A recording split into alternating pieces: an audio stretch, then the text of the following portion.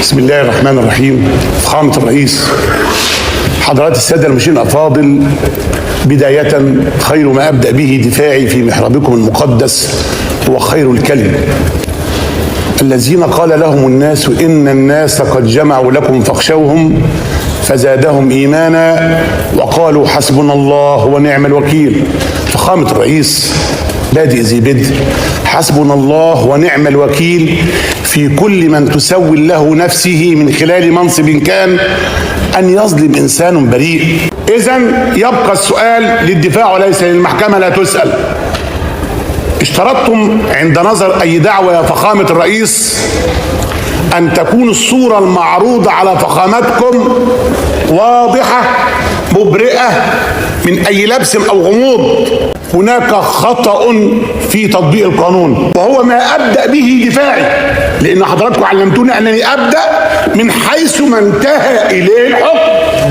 إذن الحكم النهاردة عمل معايا إيه؟ طبق المادة 32 عقوبات اللي بتقول إذا وقعت عدة جرائم يتكون منها مشروع إجرامي واحد يجب ان انا اطبق الاشد.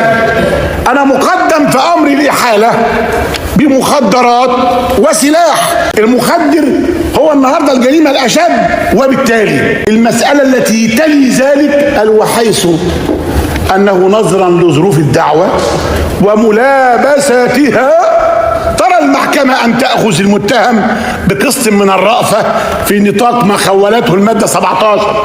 يعني أنا عندي النهاردة 32 و17 وأخذ مؤبد.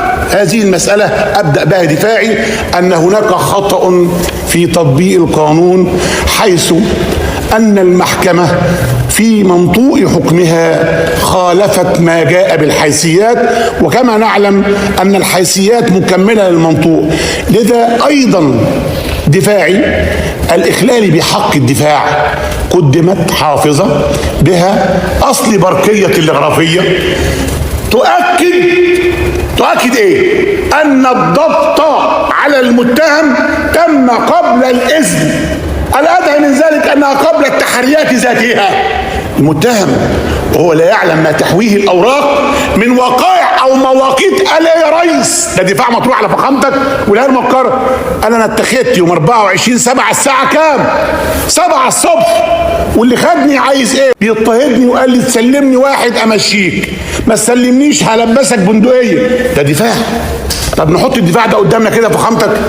هو الكمية المدسوسة عليه، أنا مش هقول المضبوطة لأن ده حرام إن يبقى مضبوط، لا، المدسوسة عليه 27